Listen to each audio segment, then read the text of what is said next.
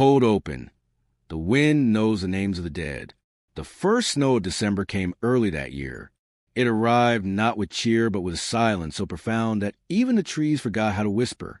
Along the edge of a frozen lake near the forgotten village of Dedham, Maine, a small house stood, weather-beaten, gray, and slouched beneath the weight of time and secrets.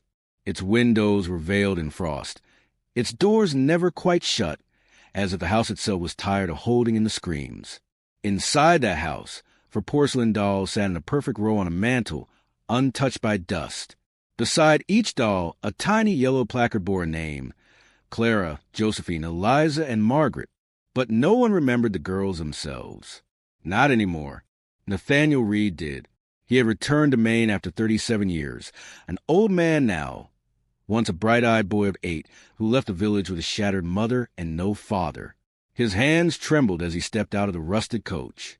The wind, cold as bone, seemed to whisper welcome back, or perhaps why return. Nathaniel's eyes scanned the snow-blanketed landscape. Nothing had changed. That was the problem. Beneath his coat, tucked inside a worn leather journal, was a letter, dated 3 weeks ago. No return address. Just 4 words. You left them here. His heart knew exactly what that meant. Nathaniel wasn't just a man returning to his childhood town. He was returning to a grave he never dug, and to 4 sisters who, by every record, never existed. He walked past the skeletal trees and empty cabins that leaned into the silence like mourners. The locals didn't look at him when he passed. They hadn't looked at him when he was 8 either. They had seen something in him back then, or maybe on him. By the time he reached the old cabin by the lake, dusk had settled like ash across the sky. The place was untouched, as though time had been warned not to cross its threshold. The moment he opened the creaking door, a scent of lavender and rot drifted out. Dust sparkled in the fading light, but the air inside was warm, as if someone had just left. And then he saw them, 4 dolls, same as before, same fragile smiles, same dead eyes. But now, there was a 5th placard on the mantel, blank, waiting. The door shut behind him without wind. Echoes from the attic. Nathaniel lit a lantern, its flame flickering in reluctant welcome. Each room was exactly as he remembered, a frozen painting of a life he tried to forget. The cracked wallpaper bore faded sunflowers. The old table was still set for 5. The floorboards knew his weight too well. He found the attic ladder still half pulled down. He'd never climbed it as a boy, forbidden, always locked. But now, his hand gripped the wood like it was a lifeline. As he ascended, the lantern trembled in his hand. The attic was filled with things untouched by time. Lace dresses on headless mannequins, broken bird cages, a cradle lined with moss, and a photograph nailed to the wall. Black and white, blurred at the edges, but unmistakable. For girls standing by the lake, hands clasped, smiling, and behind them, a boy, him, his breath caught. He had no sisters. No one in town ever said he did, but he remembered their laughter. Faint echoes. He remembered Clara braiding his hair, Josephine brushing mud from his knees, Eliza singing lullabies, Margaret staring at the moon too long. He remembered until he didn't. Then came the silence, the kind that settles in the marrow. That same year, he and his mother left. His father, gone drowned, they said, but Nathaniel never saw a body. As he stared at the photo, something fell behind him, a letter, folded neatly, sealed with wax. No, dust. His fingers shook as he opened it. Nathaniel, you promised to protect us. You promised to stay. But he came for us. The man with the broken face. He said we weren't real, so they made us forget. Even you. We are still here, beneath the lake. Come find us, before science does. The ink bled at the edges, like tears. Suddenly, a noise echoed from below. The dolls had fallen from the mantel, all except the 5th one.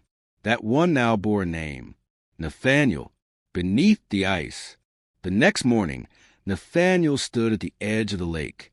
It had not thawed in decades. Locals said it never would. Cursed water, they joked, but no one swam in it. Not even animals drank from it. His boots crunched on the shore's frost. In his hand, he held the photo. In his mind, a melody, Eliza's lullaby. The notes returned like forgotten prayers. He stepped onto the ice.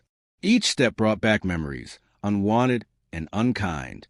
His father's voice, screaming into the night. The sound of girls crying behind walls. And a man, with no face, or rather, with too many. A scientist. They called him in whispers, not of medicine, but of memory. Nathaniel fell to his knees. The lantern beside him flickered. Then the ice cracked, just beneath for shapes. Pale, dressed in white, hands still clasped, eyes open. They were not dolls. They were them. Real. Clara, Josephine, Eliza, Margaret, his sisters, buried in water that never melts. He collapsed, grief roaring through his chest, and from the ice he heard a voice, whisper soft, childlike.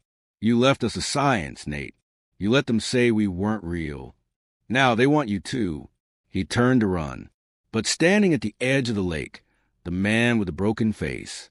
No eyes, no mouth, just skin stretched like canvas. A surgeon of memory. He had come back to complete his work.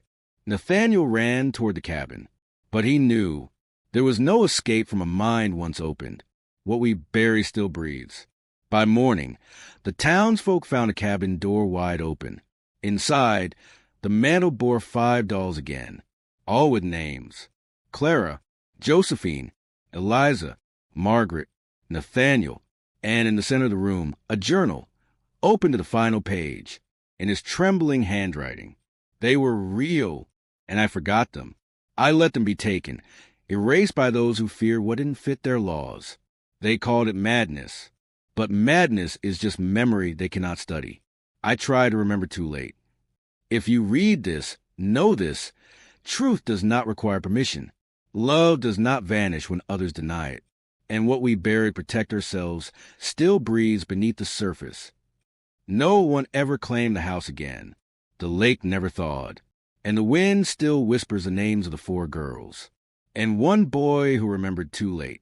Sometimes the greatest tragedy is not death, but being erased from memory.